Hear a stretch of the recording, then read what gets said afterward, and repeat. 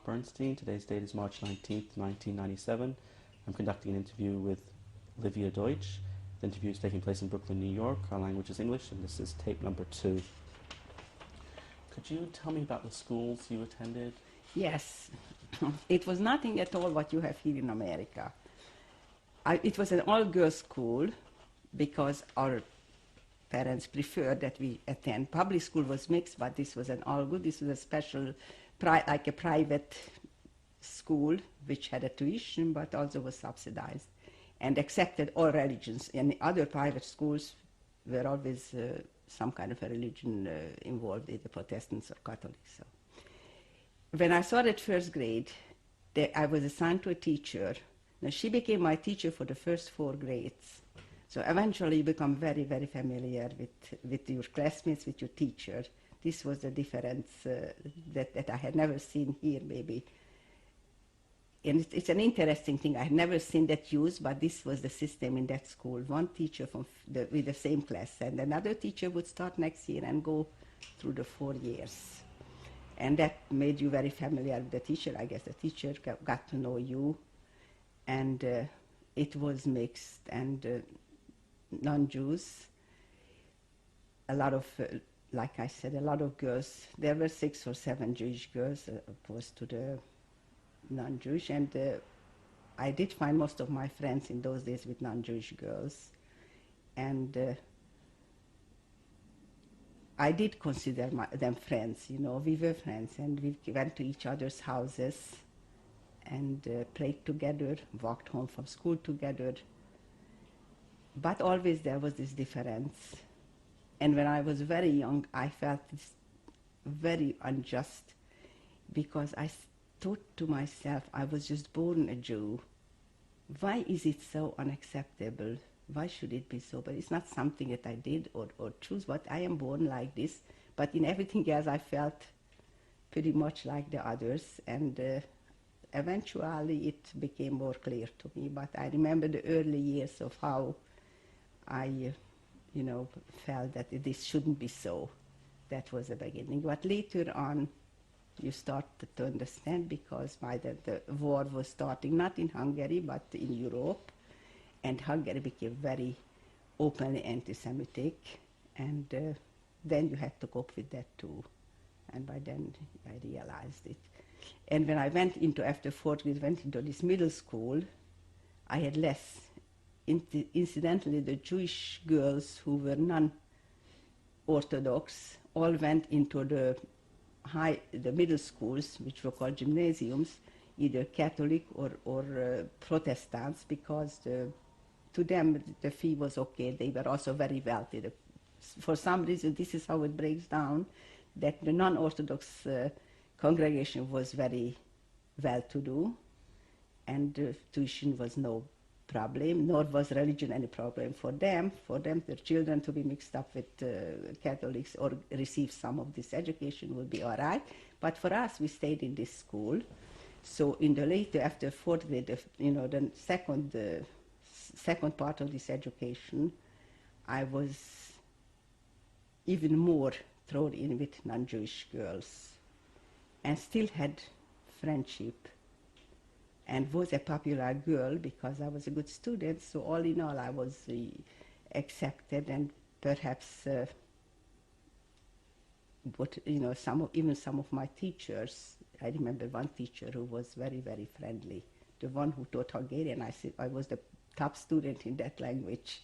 It so happened. So she was very fond of me. But then, you started to feel anti-Semitic. Certain teachers then came out, they had anti-Semitic attitudes, and they showed it to you. And what's the things? Well, okay, the first thing, the one thing that bothered me absolutely, when I was sitting next to a Jewish girl, and we probably spoke when we were supposed to be quiet during a class, and this teacher called up and said, wait, she forgot her name, I guess she was middle-aged or older, and said, the 2 Jewish girls, please leave the room. And this was the first open anti-Semitic thing I ever heard in that school, for all that it was non-Jewish. For some reason, there was not any open anti-Semitic. That's why this incident stays. So we left the room, and we never wanted to return during that day. And then it was already very difficult, because I guess when things were so bad in Poland for the Jews, it affected us too. I saw it in our home. I saw it in our parents, who probably knew much more than I knew what is going on. They didn't tell us, but eventually there was no more theater playing, no more gathering, because a lot of people were already persecuted even in Hungary, and all the men were constantly taken into this Hungarian Jewish working brigade, whatever they called it, where they were very, very ill-treated, and they were taken out of the country. I guess Hungary must have been involved in the war by then. I don't know exactly when. In 42, I'm sure Hungary was already, because they were always allied with the German, and eventually I think they started going out to the Russian front, and that's where they took the Jewish boys, and a lot of them didn't survive, and it was already a very depressing time. So anyway, all the merrymaking came to a standstill, sort of, not too many happy games for the children, and we knew already. Also, I felt in the school, I no longer felt that I was friendly with these girls. It was now a surface thing. That I only had the Jewish, there was then only 2 more Jewish girls in my class. We sort of kept together that, the last 2 years of my schooling. What sort of things did you, what subjects did you learn in school? Well, believe it or not, in those 4 years already I learned the subjects what I noticed my children took in high school. We had another language. German was a second language. Of course, Hungarian and Hungarian history, and but there was chemical classes. There were then there were studies, of course, that concerned girls, because over that time girls were girls, and they learned how to embroider. There was music. There was music classes, art classes.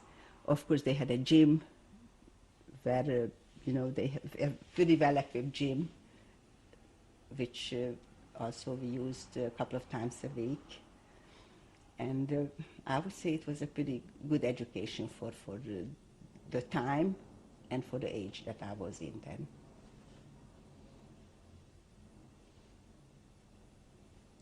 What were your future goals as a young person at that time?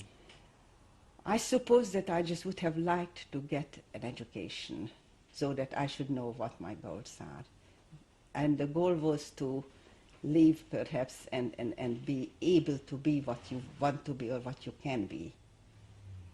And there was a time my father would even have liked to emigrate to America. Of course, it was completely out of the question. He did register, and they said the waiting list lasts for about 50 years, longer than your life expectancy in those days.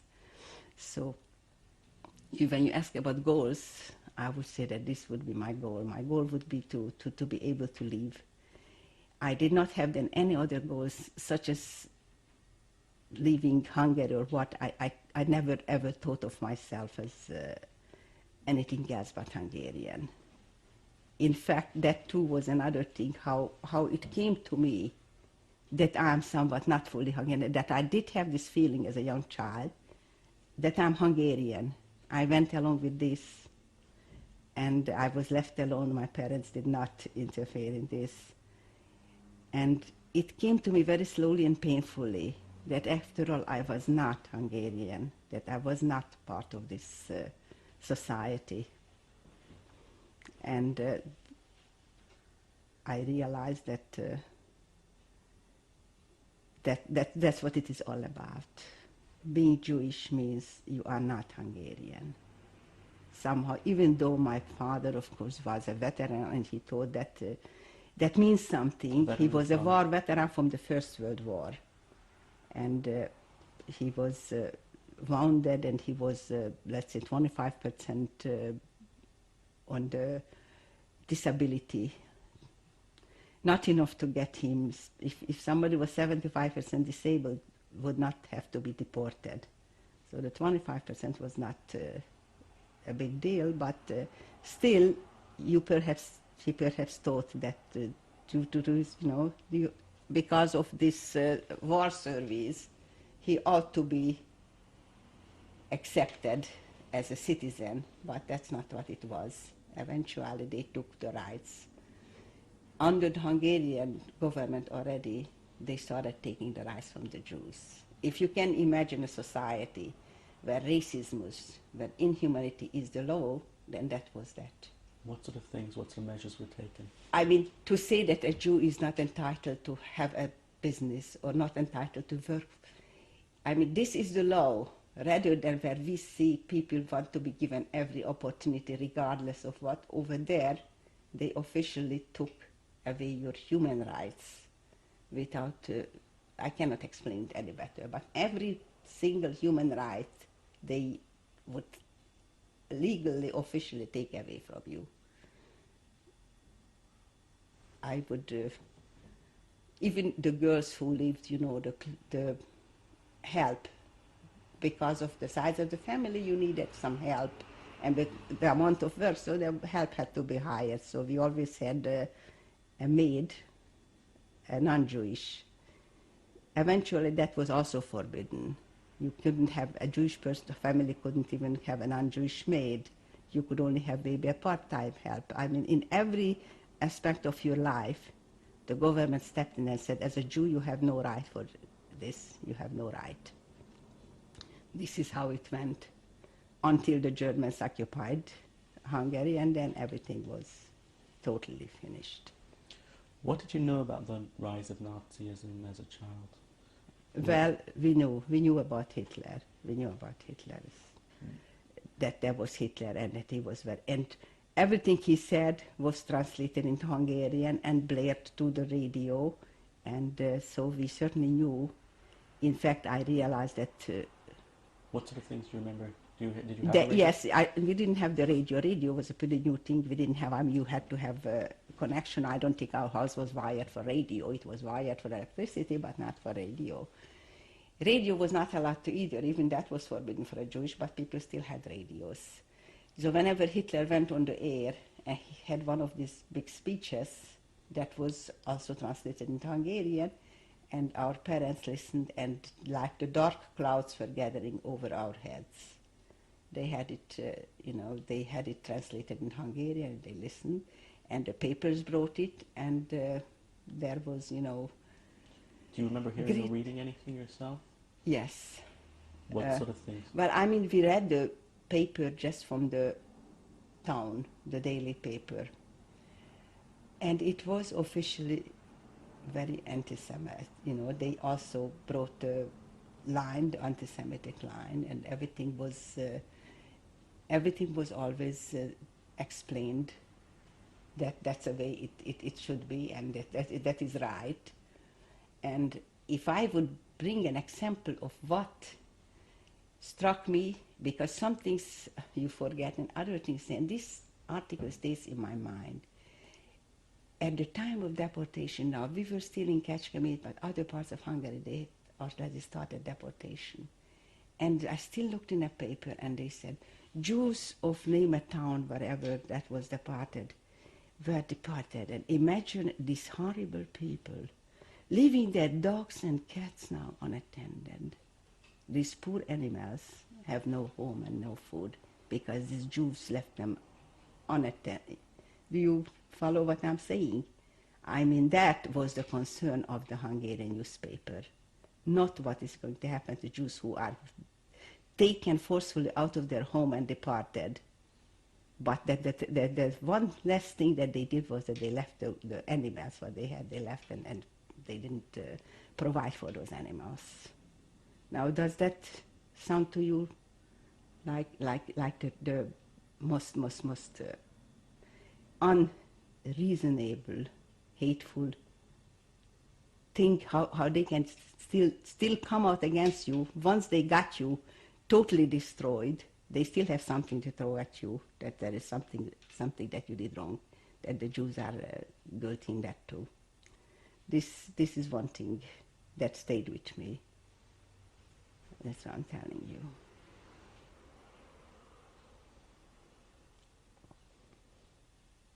So, as things progressed, how did the measures get worse? Well, what happened is the German occupied, I think in April 1944, German suddenly occupied Hungary. Now the occupation didn't take too much, I don't know why it's called an occupation, but that's what it is. Suddenly they entered Hungary and they ran down the entire country, even though Hungary was allied with them. And certainly not everybody felt that this was an occupation. There was plenty of Hungarians wildly excited about the appearance of the German. For us, this was the blackest hour.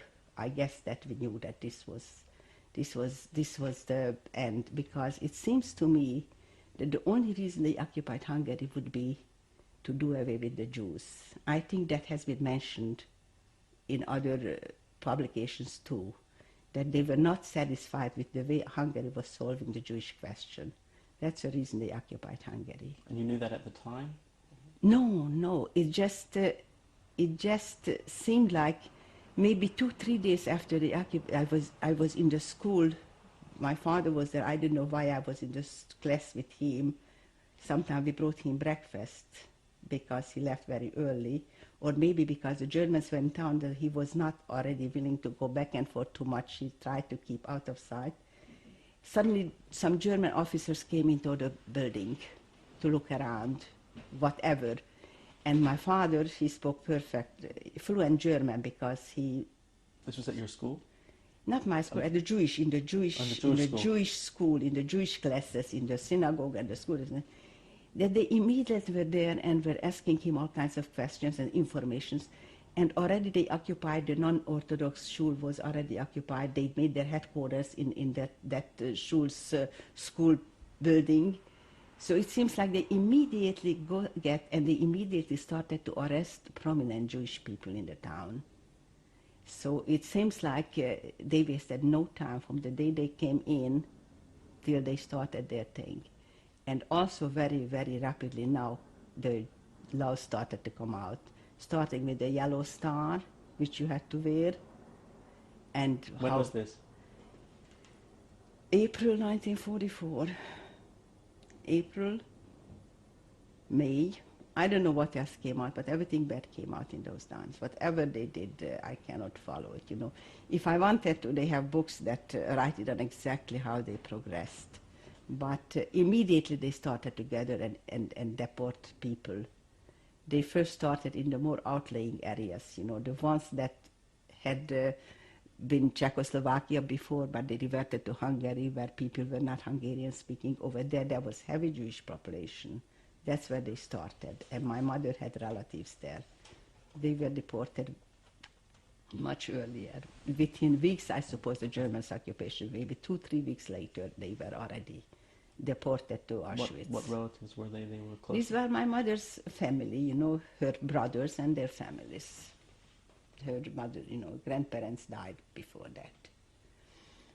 And while autumn was late, but our fate was the same. In as much as we were deported already toward the end of the entire deportation in June, but it was still a relatively short time from the time the Germans occupied Hungary. Before that, what was the town kept the way it was, or you stayed in your home until the deportation? Or? Not until the deportation, but not much before either.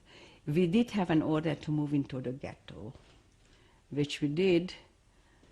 If we were deported, let's see, I would say not before the 10th of June of 1944.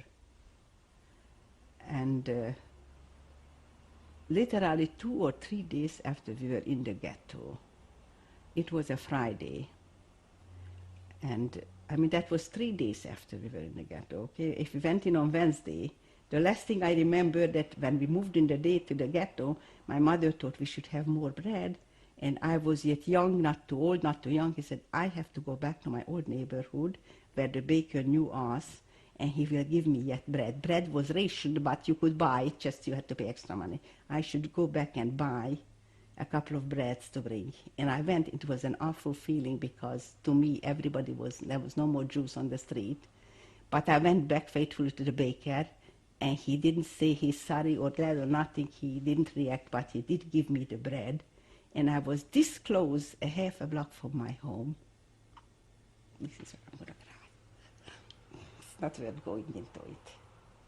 And I said to myself, let me go look once more at my house. And then I said, no, I shall not take the extra steps. And I refused to go back. And I haven't seen that house except in my dreams for the next 30 years or so. And I went back to the ghetto with my bread. It was getting late, and the ghetto had to be locked at 6 o'clock.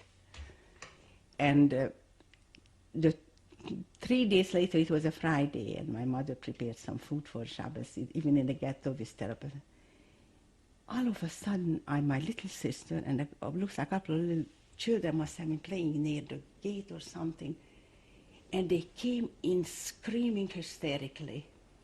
It looks like a Hungarian Nazi, which was called the Nyilas, he was the one who to tell us that we are leaving the ghetto. He did something to these children. None of us witnessed it. He probably came in, and there were little children of maybe 8, 9, or 10 years then. He must have beaten them or kicked them or something, for they came in hysterically. And what caused it? And he came in shouting orders. Everybody had to go out, and he said, the first verse he said, within half an hour, you must gather, and he gave a few things, whatever this you can, and get ready because you're being taken away from here. And so it was not even a half an hour. Within 20 minutes, they came in with the soldiers, and we just gathered up whatever little things we could in that short time, and we were put on trucks and moved to a large factory building a few miles out of the center of town. And there we found that thousands of Jews from the neighboring smaller towns gathered. We didn't even realize that they were there, but they just came a few days. They were brought in a few days ago. And this was some kind of a place where they gathered up the Jews before deportation. Were you able to take any belongings with you, or had you taken any? Yes, from we the took original along. house? We took along. Everybody was allowed to take a few things, so we took along clothes. We took along some food, whatever was at hand. We left some which we missed so much, and we were taken to this place which was totally primitive. Okay, there was no more anything for you except a piece of ground to sit down or to lay down. It was basically like an unused or abandoned factory place with thousands and thousands of people there. Of course, no facilities, nothing for hygiene, just makeshift outdoor, what they call latrines. Food, I don't know whether they had food or not. We just ate what little food we had with us, because my parents, of course, resisted any kind of non-kosher food. If they cooked something communally, I don't know, we never took part in that. And of course, people were forced to give up belongings, so if people still had something. And we were constantly threatened that if you hold back something, then you will be punished. And by then they started beating people, whatever reason, for no reason, whatever. They would single out somebody and administer heavy beatings. And for the first time in my life, I would see in that latrine piles of money, Hungarian money. People were so scared to even keep the money that they threw it into the latrines, because they were afraid of being caught with money. For that, not only they took the money, but they paid them half that, if not all that.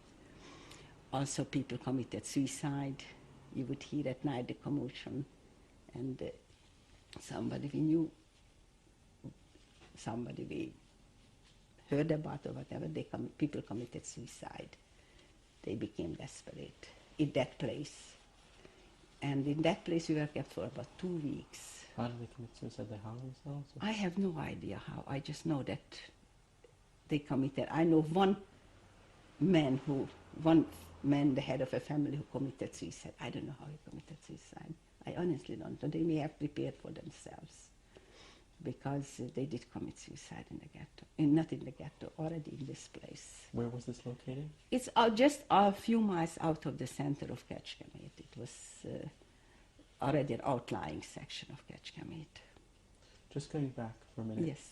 When you were in the ghetto, how was that set up? Was there a boundary around the ghetto, or? The ghetto, well, we got into the ghetto. That was the Orthodox school and the classes, and it had a big yard.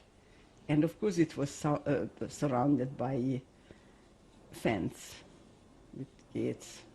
What kind of fence? The fence was an original fence. It was just made of bricks, I guess. But you couldn't see through it. And it was just locked up. I think just by the gate, it had a big gate. The entrance gate, I think they must have posted a sentry over there. In fact, they did. And from time to time, we were let out to get some water in these 2-3 days, drinking water, because every yard had water wells where you could pump water, but not good enough for drinking. For drinking, you had to use some city wells. Was the sentry Hungarian or German? That's Hungarian. The Hungarians were willing helpers with the Germans. They didn't need to bring in. Only the head, only the officers, only the direction came from Germany.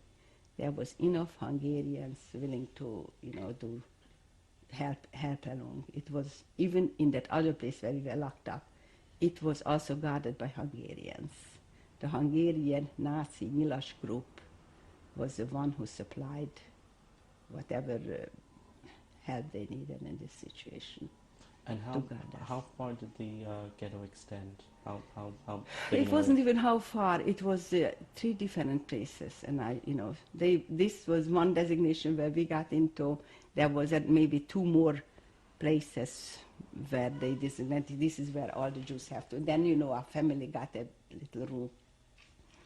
Your family had your own room? Just one room for a large family. Right. And then people had to just stay in the synagogue itself. It too was turned into living quarters for people. Some people just had to bed down inside the synagogue. And it was such a short-lived thing. I don't know what could have happened, but there never was going to be any long-term staying in the ghetto, since the entire thing was done in a great hurry, because they wanted to get this deportation done as fast as possible, I suppose. It was done very fast. So we're going back to where you were all gathered together. Okay, so this is what we called, it was actually, what was it, a téglagyár? What is a téglagyár? Brick factory or something like that. We called it the brick factory. It was called the brick factory. Now, what about it? Yeah. So what we were there. We had just a little place to sit with our belongings, whatever we had. Even there, we would have to line up with our belongings, and the Hungarians would check, again looking for if there's a piece of jewelry or money, or if extra piece of clothing or whatever. They said, I don't know how many dresses you were allowed to take, so if you had an extra dress, they would still take it from you. They know better than we knew what is awaiting us, because little did we know that we don't need all the belongings. Even that little what we had wasn't much use to us. Okay, we're just about to change tapes. Okay. Taping an interview with Livia Deutsch, and this is tape number 3. So we were just talking about when you were gathered together, and you said you weren't aware of where you were headed for. Of course, I had no idea why I was there, and then it turned out that people were going to be taken by trains. They called it deportation. Okay, maybe we knew there was a deportation already by then. I would say that we probably knew that there was deportation going on. So they called it deportation. Yes. You had already known about the fate of the Jews in Poland, or not exactly? Not me. I'm sure my parents knew about it. We knew that things were very bad over there, but that I didn't have down completely. I'm sure my parents knew, but I once heard the rumor. I had a cousin who was a babysitter for another Jewish family, where they had a cook or a maid, a non-Jewish girl, and she had a boyfriend, a soldier that came from the Ukraine, and he told her that over there Jews were lined up and shot to death. So the maid told my cousin, and the cousin told us, but it still seemed such a far-fetched story. Personally, to me, that it was just an unbelievable. Do you think your parents maybe knew something they didn't tell you? I think they may have known. I will come to that because when look back upon their behavior later on, I must realize that they knew. And they kept it from you? They knew well what right. were they, Right. Yes. My parents were trapped, completely trapped, like everybody else. And we weren't the top of the cream. I mean, they were very rich, very influential people in our town, but they were trapped just as much as we were trapped. I mean, probably feeling very hopeless, resigned, and trusting that God will help them out of this too. I imagine that must have been their... Had you heard of the names of Rudolf Kastner or Joel Brand? No, I never heard. You never heard of them? Again, probably my father knew about these things. Why do I say that? When the deportation was being organized in this factory place where we were staying, they prepared two groups. There was a group to be 2,000. This was a special group. People with larger families, or what? Some special people should be getting into this group. And this was something that people wanted to get into and couldn't. And the rest was maybe 100 or 2,500 people, whoever were there, was going to be the first transport. And people were very hurt. My father had a sister who was married but childless, a young woman, and she couldn't get into this transport. We were selected for this special 2,000 transport. So obviously there was some, I don't know if this was Kastner's doing, but as such a person, Kastner, I had never heard of him. But I guess it was known. Anyway, first the other transport left, and we were left, but only 2 or 3 days later, we were also put into this, into the wagons where they just push you in. I don't know, they may have counted how many people, I don't know. There the Germans were evidence too. I remember leaving this place and going to the train. When we came to near the tracks, there was already houses, people leaving, and they stood outside. And I saw some young people wildly laughing and thinking this was the most hilarious thing to see us being taken to the trains. And I remember that, feeling so very, very ashamed is not the word. Just really being put down so badly, being in this position. And I also remember that when they were laughing, that older people came and shushed them off, that they're not supposed to laugh. I guess their parents came out. But this is how we left, okay? The non-Jews seeing and finding it yet funny and happy to see us in this position. And this is how we got to those railroad tracks, and we were held into it until it seemed like it was totally filled. You just stand, and that's when they closed the door. Once the door was closed, somehow we placed ourselves. We put down our luggage, whatever we had, and we were able to sit on it all around. When was this? When? What date? Okay, actually, I would say about the 27th of June. 27th or the 28th of June, because I read up on it. The 44. 1944, and they have a list. I have a book about written in Hungarian, and they have a list of all the transports that passed a certain town, which is called Kassa, a large town in Hungary. And I looked there, and it noted from Kecskemét, I think one from for the 20 7th and one on the 29th, the two transports. So it must have been about 27, 28 of June. And the train reached Kasia, and I know that my father, you could see through a little window, it was very much, where are we going? When did you leave? What time of day? It was daytime when we left. In the middle of the day? Middle of the day. And you were with your whole family? With my whole family. So it turns out that this special transport that was supposed to go to Austria and saved, what eventually I found out that Eichmann called putting Jews on ice and not sending them to Auschwitz, a certain amount of Jews, because he was already dealing. But our transport, among with some others, out of carelessness or nobody, until this day, this is a debate among ourselves. For some reason, this transport with the 2,000 people supposed to be under selected for special treatment was still sent by mistake to Auschwitz, either by mistake or, I don't like to say bribery, was by mistake, that they weren't that careful about it, so they started it toward Auschwitz, or they put it on the track, and they consulted the German director, and he said, as long as the train is on the Auschwitz track, send it to Auschwitz, and we'll take some other transport too. And this is what happened to another big city of Hungary, in Szeged, where both transports were then taken to Austria, and consequently the people of that city pretty much survived the Holocaust because nobody was taken to Auschwitz. And one of the transport that was headed for Auschwitz was sent already to Austria to replace the transport that went by mistake. This was our misfortune, that we were, sent to Auschwitz anyway in this transport.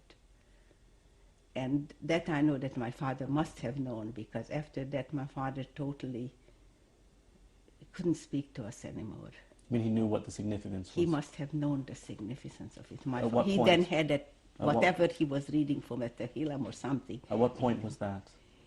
Well, it was a day into when our he was journey. On the train or on the train? No, on the train already, he knew it. Because then he just, took out his, I don't know what he had to learn with, perhaps just I don't know what, and he just spent the rest of the time on the train praying. Where were you told officially that you were going? Nothing, we weren't told. I don't know what we were told. I have no idea if they were told. Nothing, you are being deported out of the country, that's all. So, we went on, this was a terrible journey, without water, without place to sleep. Perhaps it stopped once. At one point they handed food into the Hungarians prepared some food, and they gave it into the wagon at one station, I don't know what town, still in Hungary. And still my parents refused already to eat it, but they said we should eat from it. I don't remember if I ate from that food, maybe I ate. You mean the children? The children, they urged us to eat. And then we went into, I guess, Polish territory already. So my sisters, my second sister, she was trying to, when the train stopped in a certain station or what, and people were going, and she, by sign, tried to question them. And would you believe it, they would shut up. And she turned to my parents and said, they all say to us that must be the sign that you're going to get killed.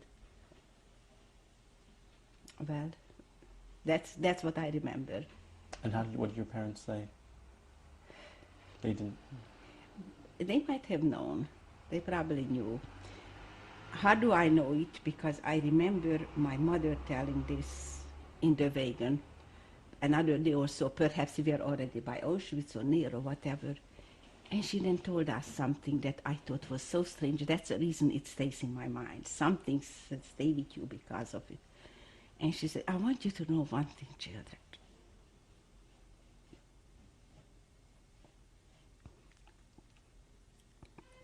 Whatever will happen, if you see something bad happening to another member of the family, you go on and keep yourself going and living, something like this. To this effect, she was telling. And I couldn't believe my ears. I had it stay with me why she's saying this. But this was, exactly what she was trying to tell us. So perhaps she knew that there was killing and that she did have hope that somebody might, basically say, do not give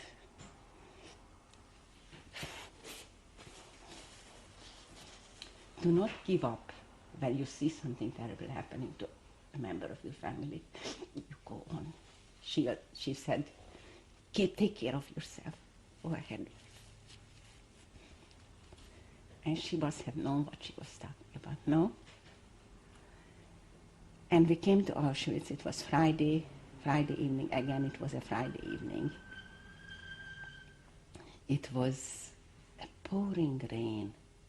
And it was a very busy time in Auschwitz because trains must have been coming constantly, because when we arrived, then they worked with other Jewish prisoners, okay, and it's not the Germans. Germans were only the directors, and the prisoners, they climbed into the wagon, I don't know why, and they said, you will not be unloaded, you will probably spend the night here.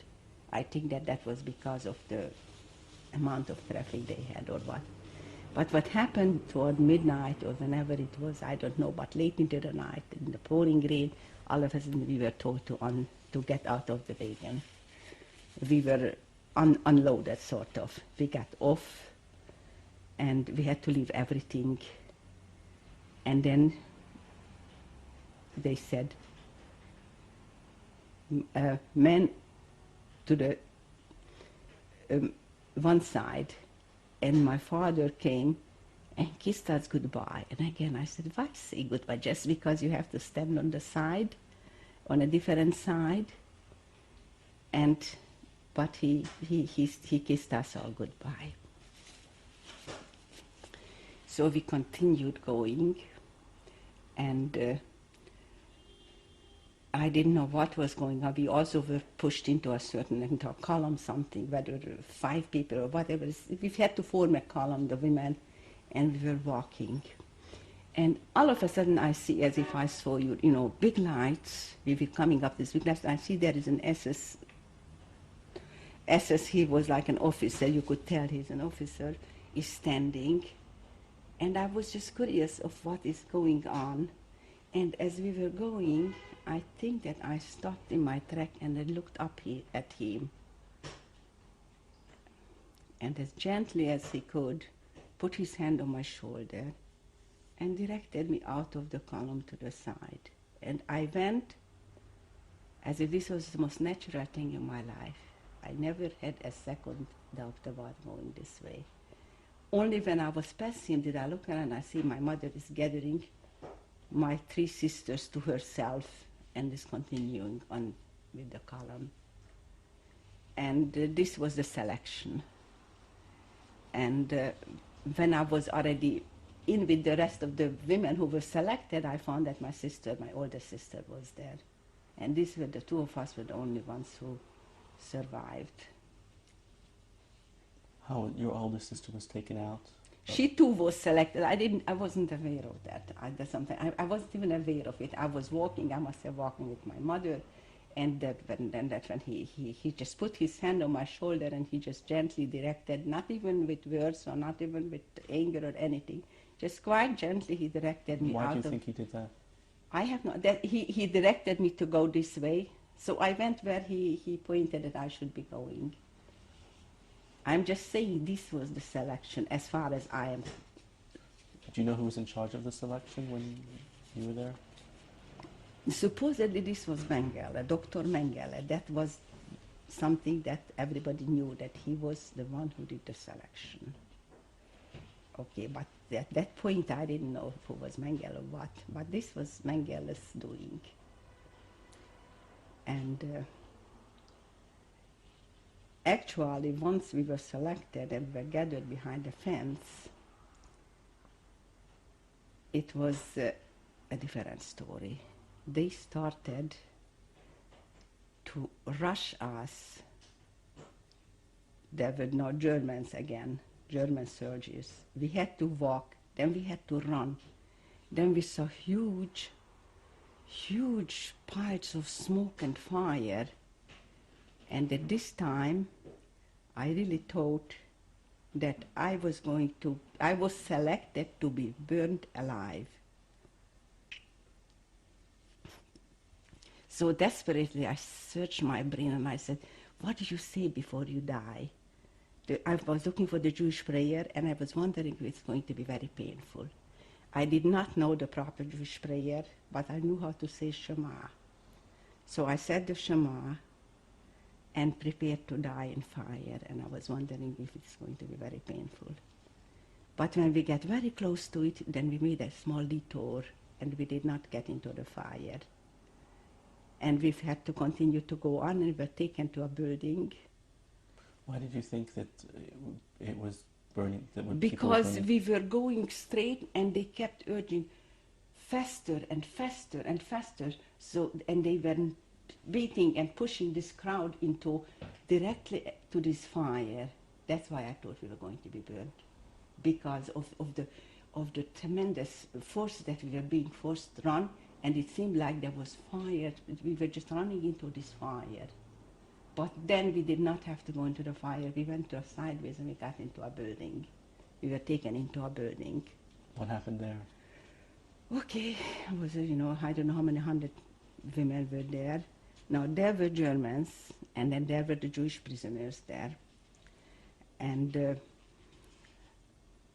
interestingly, I saw the German officers knocking on the doors, and girls came out smiling and were putting on, it was the middle of the night, and they were getting dressed, and they were uniform like a light blue blouse and a navy blue skirt, and they looked very nice and presentable with their hair, and they were the ones who had to do the job what was to follow this. First of all, we stood there. They called out, for example, everybody under 16, please step out and go to the side, because they were going to have a better treatment. So we were debating with my sister what to do, but then a girl from the front turned and she said, what do you care? You want to be together? Don't say that. There was no paper, there was no ID, there was nothing to tell what you are, and I happen to be very tall. In fact, that's probably why I was chosen at a young age. I was taller than my other two sisters who were older than me. So you think that's why you managed to get out of the Of course, that's why he thought that I was a tall young person. And that's why I was, that's more than, I'm pretty sure, because next to me, my older sister, she was also tall. Everybody else was short. So I didn't separate. We saw that there was the two of us, and we said together, wherever we go together, there is no proof that says you are young or you are old. There was nothing. We were bereft of everything. We had to undress completely, which was such a shock to us. We grew up in such a modest home, and suddenly, and people did not ask, others did not want to believe it and tried to keep some of their garments, everything, you had to undress completely. Then you moved ahead and they shaved our head, which made us totally in shock. Then we had a shower, actually a warm shower, in a big room where there was a lot of shower heads, and then the water was just coming and you showered a while. But we had no way to dry off ourselves. I remember what an awful feeling that is. I'll come to it again. And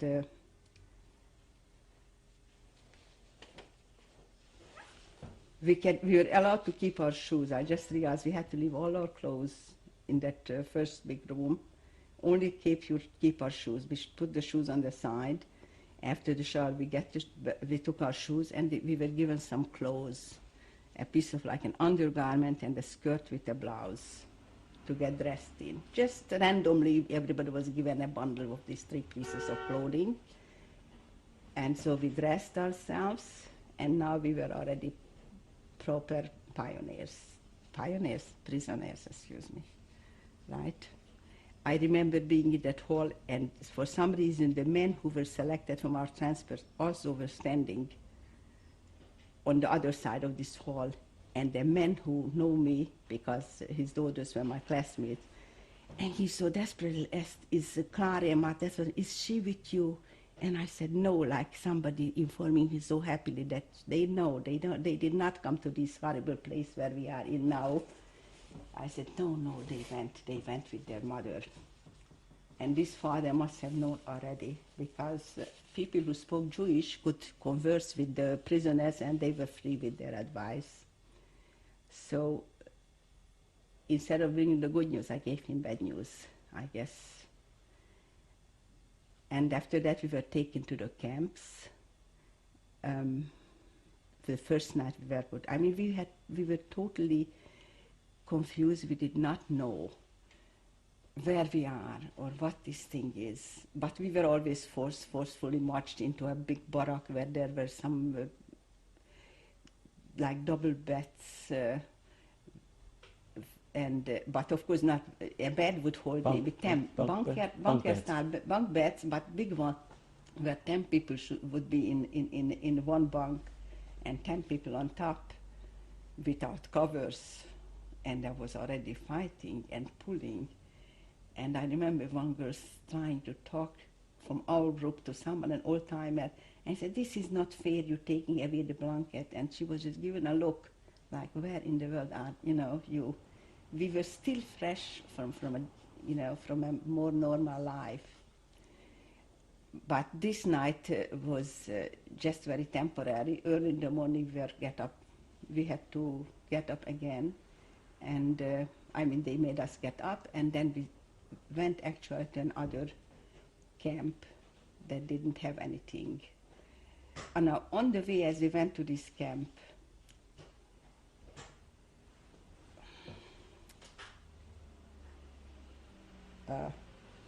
some strange things happened, like the inmates, when they noticed, first of all, everybody wanted to know where you being from, and then the advice started. Eat all the food you are given. Don't, whatever it is, just eat the food.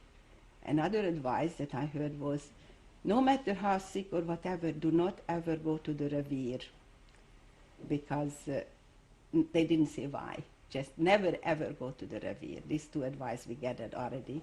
We were taken to another camp which was called 5A, and this was even more primitive than the first one, in as much as What was the first one called? C.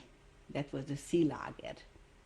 Directly across from the B. We were taken into the B2 or B3, I don't know exactly, where we went into barracks, and this time we got barracks without anything, just plain floor, without the bunk beds, and without anything else, without blankets or whatever. This is where we were to stay. On the way to this barracks, I saw some girls standing and giving bricks to each other, handing bricks to each other. And then somebody said, this is the bread. And I said, this is the bread. I'll never, ever touch bread like this. I would never eat the bread, because we were told to eat everything, and I saw those bricks and I said, I would never eat this bread. Little did I know that bread became the best food that we ever got in Auschwitz. And the first day, we also disregarded the bread, of course. We ate maybe some of it, and we put it down on the floor. Then we were sent out for appel. We had to stand up for an appel, which is counting. They called it a Zählappell, which means counting in German, counting. So. Like a roll call? Roll call, yes, a couple of times a day. We left it on the floor. And the barrack had windows, low windows. And don't you think these old-timers knew the score already? Standing outside, as we went out to the door, they came into the window, gathered up the bread, and they had a little extra bread. This only happened the first day. After that, we were smarter. But the first day, we didn't know. We just didn't know how to live in Auschwitz. I'm not saying it because I begrudged them a piece of bread. We did not want it that first day. So I'm just saying that this is how life, these are the little things that were going on. Then, what else? Then we also had some explanations. Some of the people who run the blocks, also Jewish prisoners who were in charge of like, finally said, this is a concentration camp, and this is it. This, you know, they laid down finally we woke up. I wanted to know the first day, I lost because I wasn't used to her being bald and with the clothes what they gave us. So at one point I lost my sister. So I said, maybe I'll go back to that other camp. Maybe she's there now. And I started going toward the fence to cross over from B to the C. And when I was already too much out of the regular place, then the girls ran and they started screaming, "Come back, you idiot, come back, you're gonna get killed." So we turned, I was with my cousin actually, the two of us, we turned and came back. Then we found out that we're not allowed to go between one camp and the next. This is how naive we were, how not knowing, but we learned. We were told and we learned. Then, what else happened? I must explain about the shoes. They let us keep the shoes. Those were the only things that I had with me from home. I remember feeling that the shoes were my connection to my old life. I guarded them with my life. At night I took them off, they became my pillow. I put it under my head since we slept on the floor and there was nothing else. And the day when I had to give up my shoes, that was a bad day for me on account of the shoes. But I'm running ahead with the story, right? Now the food, let's say for the food.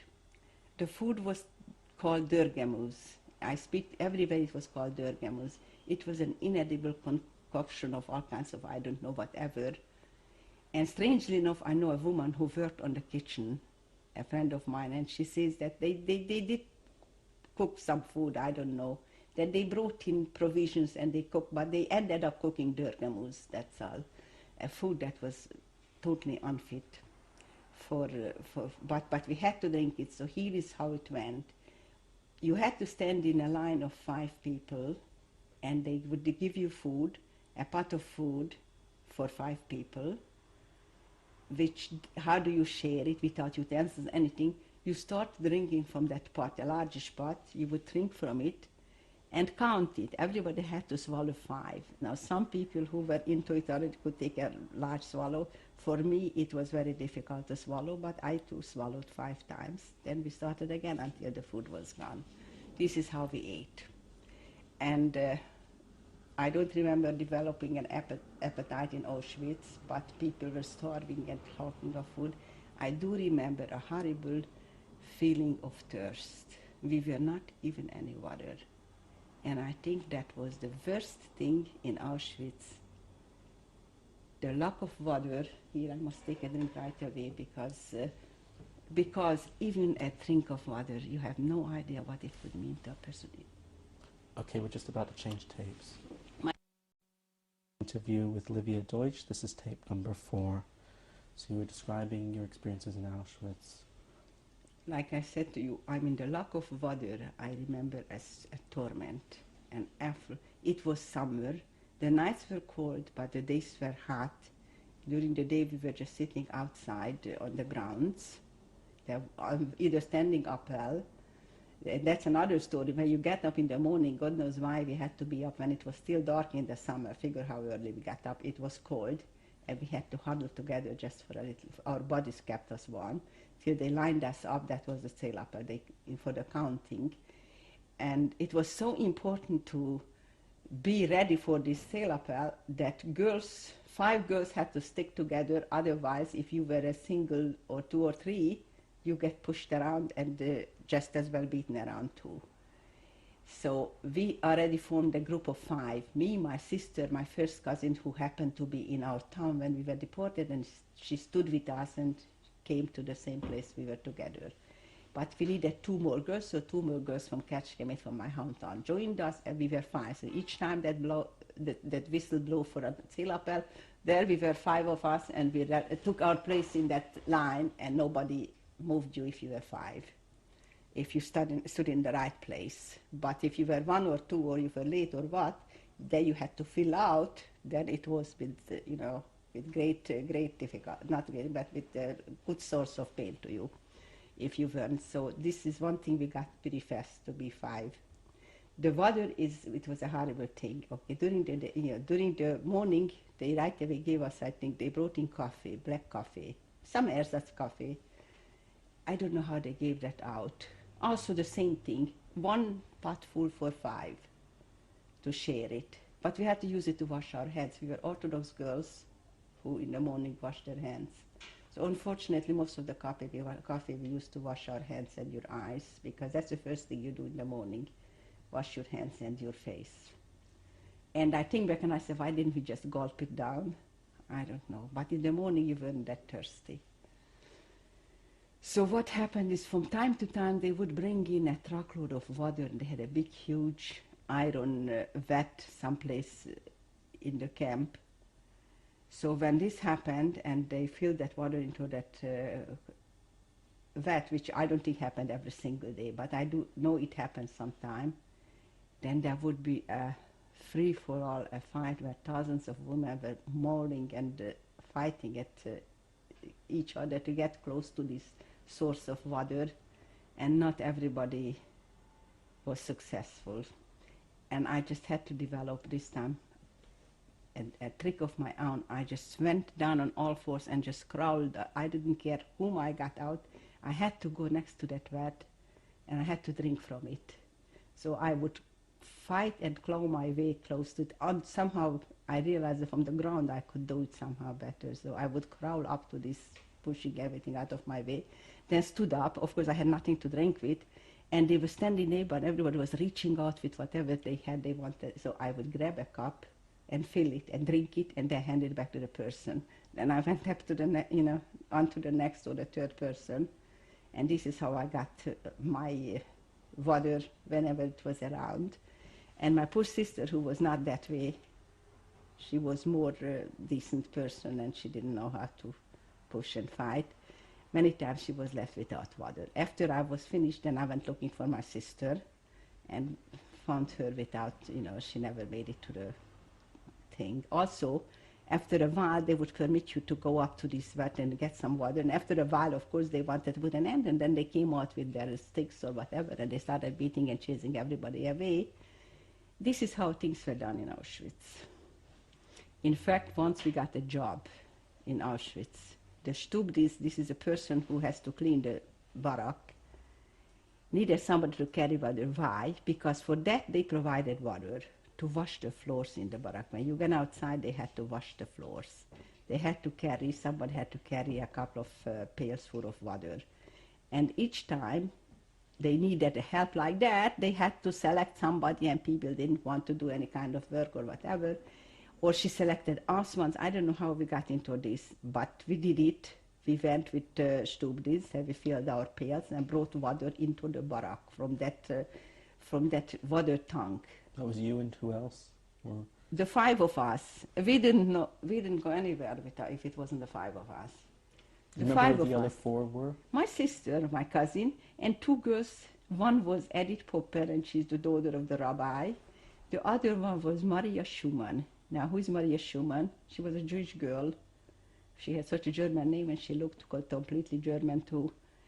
She was a girl from one of the small villages in the northern part of Hungary who came to Kecskemét and took a job as a house helper, because she came from a very poor family. She lost her mother, so anyway, she was totally alone, and so she attached herself to us, and she became our 5th in the group. Who was the 5th? This Maria I think you mentioned 4, I think. No, it had to be 5. Your sister? The 4th one was me, my sister, my cousin. Right. Then Edith Popper, who's the daughter of the rabbi, actually, with whom we were very friendly yet from home.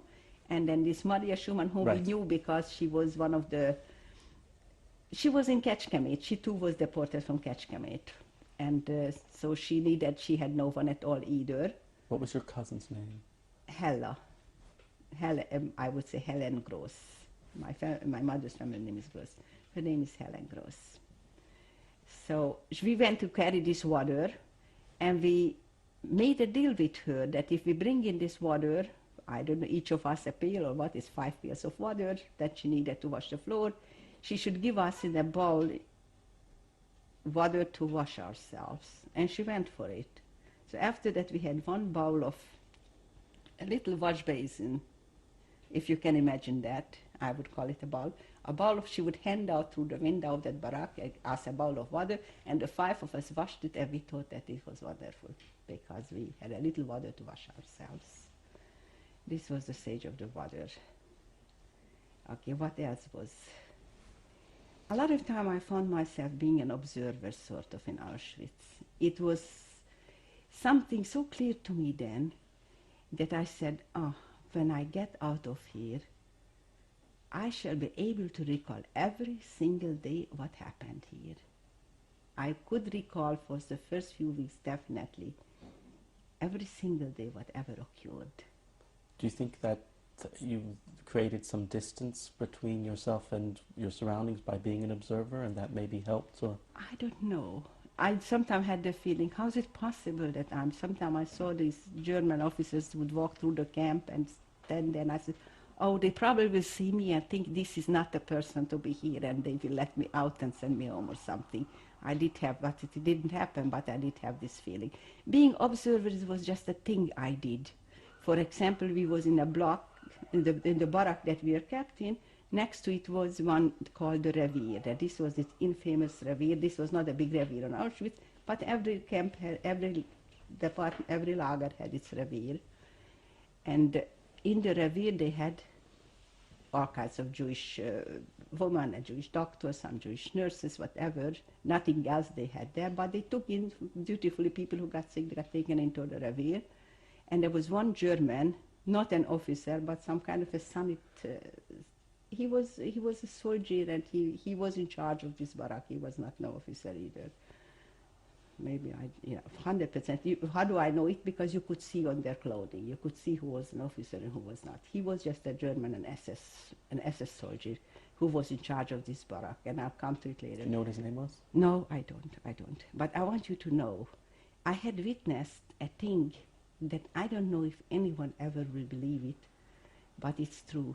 A person could be so cruel and that his entire face went into a total change.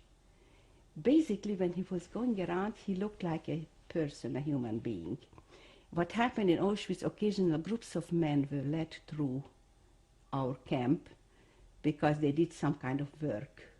They were taken to a site of work or whatever, so in a group they were girls standing aside once in a while, almost every single time that it happened. Somebody noticed a father or a brother that's the only thing they could know, either a father or a brother. And this girl would forget whatever else, and she would run screaming and embrace that father in that small group of, as they were being led through the... Yes, go on. So he stood, I was sitting, nothing else, would sit down next to them, and he would stand, there was a low window, he would stand and watch how this group was being led. It was led by Jewish couples, whatever, all these things were done by Jews. Those people were trusted. He would watch, and when he saw a girl running up to the father or brother, or the husband even, then he became something else. He became the devil or the Satan itself. This face was completely distorted, but completely. Such ugliness, such hate, that was a totally different. He would step through the window and run up and start beating these two people until they were beaten down to the ground and blood was running out of their head or what, And this is what he did day after day after day. After a while, it was like, I just watched it, and I was always looking, and I said, what will I do if my father's going to pass through? Because at that time, I didn't believe that my parents were killed. I would question myself, will I run up knowing that this is what happens to you or not? This is the kind of things I would torture myself with. And I was fascinated enough to watch this going on. And I witnessed one such heroism. There was a girl, there were girls also in position. She was not a couple, she was more of a messenger's type of, a very pretty girl. She had nice, I don't know if she had nice clothes or she had striped clothes, but she certainly had nice hair, and she was familiar. She was already privileged to go from camp to camp with messages or Why was that? whatever. Why was that? She became a trustee. She became one of the Jews. All the bad things in Auschwitz were done mostly by these trustees. Not bad things. I mean, all the work of the Germans, all this lining us up for an appel or sending us or taking us, or little messages across one camp to the next. There were no telephones there. Sometimes they had to send a message. It was done by certain messengers, Jewish girls who were trained, who were accepted, that they were trusted to do this job. Was that the same as being a capo, or Not the same. The thing? capo was specially to do the cruel jobs. Okay, the jobs they were ready to raise a whip and beat and. So what was the name given to a girl like this? Schreiberin. Perhaps there was another. The name Schreiberin comes to mind. I still see some girls who were having this position even now in Borough, because they had to be outstandingly pretty, speak German, and so I remember, at least I know of two women who are until this day living in Borough Park, who they were not Schreiberin, also Lauferin. Okay, you know what Lauferin means? Runner. Oh, okay, now I realize. There were Schreiberins too, but that was something else. They were Lauferins, and they run. This girl, for some reason, happened to be there, and she stepped in, when she saw him, this German sanity man, I don't know what exactly said. She stepped in front of him and stopped him from doing it, and she took such a hit on her head that he cracked her brain open, but not that badly, because she wasn't killed, and she stopped him in this one occasion. And this was a tremendous heroic thing for her to do. And then for days she went around and she had a big bandage on her forehead, and then everybody ran up and commented her, and she just brushed it off. She didn't want to make a fuss of, because I don't know, because she probably didn't do this. I don't know what made her do this, but I had witnessed this thing happen once. So I had seen how a person could be so cruel, inhuman, how a person that had no reason to be that way, just out of hate, he would change himself into a murderer. And also I can see a person sometimes risking her own life because she couldn't take it anymore, or some such thing, such reason. Were you given a number at Auschwitz? No, we were totally undocumented. If you want to know something about it, what does it feel like to be totally nothing anymore? You have no papers, no name. You do not exist for all practical purposes. We no longer existed for anything or any reason. There was no name, The only thing they made sure is that the numbers were right. That's why they counted morning and night, and maybe the middle of the day too. If they had to have as many people, then there was as many people as there has to be. And so how were you kept account of it all? You were in the camp? Just by numbers. That was the job of the Blokova, it was called a Blokova, the person she was given. If she was given, I don't know what, if she was given 500 people, I don't know how many they pushed in. And it was her responsibility? Her responsibility that there should be 500, because once we were lined up and count and everything, then a German Aufseherin, a woman commandant, would come by and count. Then count by 5 and check the numbers. It should be right. Naturally, if somebody was sick, was taken to the reveal, or if somebody died. That's another thing. Some people died. That was also right next to our barrack. How would they know if people were missing or if they died? Well, the numbers, just total the numbers, just the numbers. I mean, how would the Germans know? Well, that's what they had Schreiberins for. They kept of this. They kept counting. They had people with numbers. Earlier, people whom they got to Auschwitz, they tattooed and numbered them. But we were not documented at this point. That's what I'm just the numbers, no. And And if someone was missing, what would happen? Or that didn't happen? Well, no one could get away, but sometimes they would just, then we just have to stand there a couple of hours until they straightened it out. As where I was, nobody ever missed because they couldn't get any far. Sometimes our girls ran off to the other barrack if she was supposed to be here and went to the. If I was in 5A and then somebody had a relative in 8 or 9, she figured I'll stay with the relative, which is pretty normal thing to do. Then it wouldn't match right, so that's why they probably needed hours. Then they would just drag people wherever, whatever Blokova saw that she had 5 extra people or 3 extra people and somebody was short, then you went, then they sent over 2 girls to a place where they needed them. They just looked for numbers.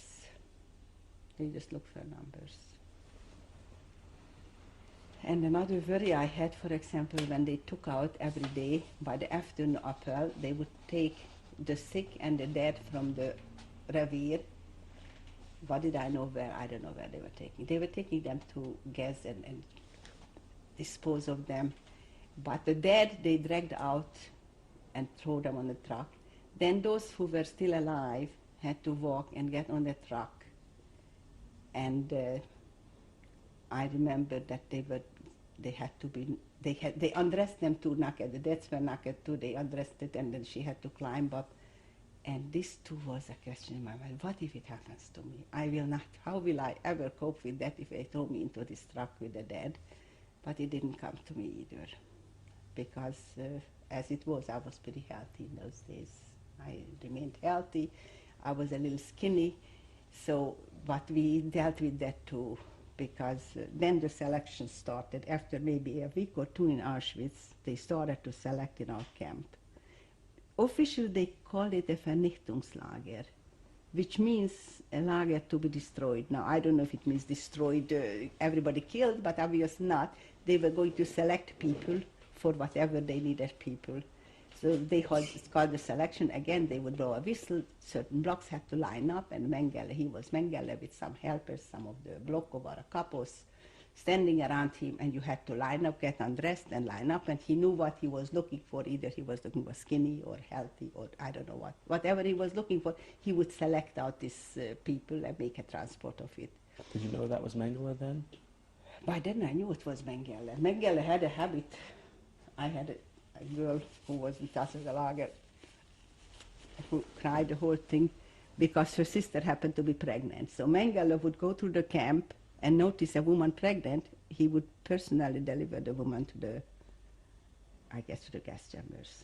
He would pick up. They did not want to keep pregnant women alive. But if somebody could hide it and give birth secretly and get rid of the evidence, you could have survived. But how did people manage to hide that? Oh, first of all, nobody was dressed any special ways. And I don't know, I'm not informed of these things. I believe they could go to the revier and they would have a doctor who would even induce or make what is an abortion, whatever. Get rid of it, that's the only thing they could do for you. Get rid of it and you had a chance to stay alive. Did you do any other work in Auschwitz? There was nothing for me to do, except for carrying water, which was just a little, just a little work to get hold of some. And it was so dangerous, by the way, because where we were carrying water, and if the camp was thirsty, they would line and they would beg you, give me a little water. And my sister was ready to give, and there were others. But if the driver of that water truck noticed you giving water to drink, which he did to one woman who was also carrying for another bag of water, he personally bet that woman near to death. And this was one of the first things where I see somebody was beaten finally. There's a thing in the head and the blood starts coming out and she's down on the floor. And that's when they would stop. When she would collapse and the blood was gushing out of her head, they would make a hole in the head. And then after that he would stop. And I was so worried that my sister's going to be caught because she had a tendency to give that water whoever she could. But thank God she never was caught with that. It was dangerous business to give away, but this was the only work. Did you see anyone else punished? Punished? Do you remember? Well, beatings constantly. Beatings was a norm. these women, Blokovas and the couples, they were there a couple of years already. This is how they got into the position. If they survived the first 2 years, eventually they could get this position. They were miserable. To me, they seemed like they were so lucky. Isn't that something? You know, I would say, how lucky they are. They have food, they dress nice clothes, they have a little room where they sleep. They had half a dozen quilts or whatever they were lying around in that room. But I'm sure they weren't neither lucky nor happy or whatever. And they felt free. Sometimes if they had a bad mood, they would just run out and beat, run into a crowd and just beat you because that's the way they felt, They were already aware of what was going on, and they knew that to them it seemed like there is no way out. It so happens that in our time they started to get transports going out from Auschwitz. And that's how we got away from Auschwitz. So one of these days, yes. Did you witness any religious observance while you were in Auschwitz? Oh, yes. In those days we were still, I started to tell you how we used that precious little water what we got in the morning, that coffee to wash our hands. If we could get hold of a Siddur, then we would, especially Friday night, we would try to borrow. There was a few circulating Siddurim, I don't know how they get it, and we would try to say our prayers. One Friday night, we had the women. They had a choir in a temple in Hungary, in one of the towns where the non-Orthodox had women chorus. Friday night they would sing, and it stood up and they sang the Friday night service. The chorus. The chorus, yes. Choir. The choir. They would, and they were just looking at them, the Polish, those who were there for years, and they just couldn't get over it, that there was, But we were very naive. We still didn't realize the full extent of what we were in for in those days. In fact, I saw the chimneys of the crematorium. Everybody saw huge black chimneys all day long giving out the smoke. So we asked this Blokova, we were carrying water, what is this? Oh, unfortunately, she said, this is the crematorium. I had no other questions. I thought I saw a few people die. I thought maybe it takes all day long to burn the people in the crematorium, as far as I was concerned. I did not realize that they were burning there thousands and thousands of people daily. Eventually, yes, you have a question. Were there any religious leaders that you know of in the camp? No. It wasn't that kind of religion. It was just women. Women are never a religious leader. What kind of a religious leader is a woman? I wasn't. But I told you we practiced a little bit. This. How long were you in Auschwitz? 6 weeks. Then what happened after that? Well, during these 6 weeks, I went through a lot of selections, but somehow we were not selected. You could always, even if I was not selected, I would always be in front of the selection because my sister and my cousin, they were more capable in these matters. So they said, you go first, and whichever way they'll send me, they will follow me already. So this way, if I was sent back to, the side that stays in the camp, they already either run to the back of the group or they knew how to, you always had a little room to play around, behind their back to change with somebody. So that's how we kept together. But finally it came to a selection and we thought let us be selected if we can. I don't know whether there was a rumor that this was going to be for work in Germany. Perhaps there was perhaps we had a reason for feeling that we will be selected, and it so happened all 5, we separated ourselves. This time we didn't go all together, but straggled, and we saw which way to go, and all 5 of us managed to get into this transport. This is how we got away from Auschwitz. How did you manage to know which way? Well, you were outside. Let's say you were on the street, and this column is going slowly. And here is standing Mengele with 2-3 people. He tells whom he wants this side or that side. Okay, one side could run back to the barracks. The other side has to step behind him and wait there because you are selected to whatever he was selecting. The people who were selected would stand behind him. That's how we knew it. But you could see it was done in the daytime. It was done outside, and you could see what it was. So, you know, with a little manipulation, we were able to keep together. And when in this selection, somehow we were able to get into being selected, all of us. Was there some kind of trick you had to trying to always be selected the right way, to stay free? Well, first of all, you never knew what was right or wrong, actually. There were people who did anything to remain in Auschwitz and not to be selected, because sometimes they said this transport went straight to the crematorium. Or they did for experiment. They did, you know, some transports were special selected and they took their blood or things like that. There was rumors, but it was true rumors, okay? It was only rumor because we just heard it by the grapevine, but very true rumors. Not every transfer made it into Germany. He had different reasons for selecting transfers. There were some girls who were kept locked up and under terrible circumstances after a selection. So this is why not every selection led you out, but somehow this selection we were in was the selection. That's how we got out of Auschwitz eventually. It was on a Saturday morning. Again with the thirst, unforgettable thirst in the summer day. They gave us some piece of very rotten cheese to eat, and you could have died of thirst and not enough. We stood all day long, what they call a Lagerstrasse now. That's between the barbed wires, a road, a main road that would lead out of Birkenau to Auschwitz. Sometimes they took us for showers. A few times during my stay we were taken in groups for showers and disinfection. They took our clothes, they gave us something else instead.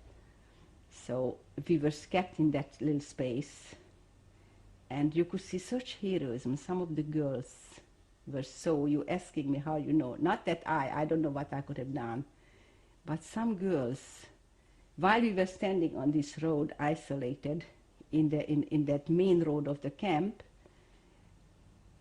there was a group of women, for example, they sent women to bring food. Food was cooked in a different, maybe they had to have 20 people to carry 10 containers of food, something like that. So 20 people had to march to the block, to the camp with the kitchen and bring back that food. And there was... We're just about to change tapes. Yeah, so we're going to continue yes, this. But this is very interesting. You should listen. You want to hear about We're just going to continue this in a second. Okay.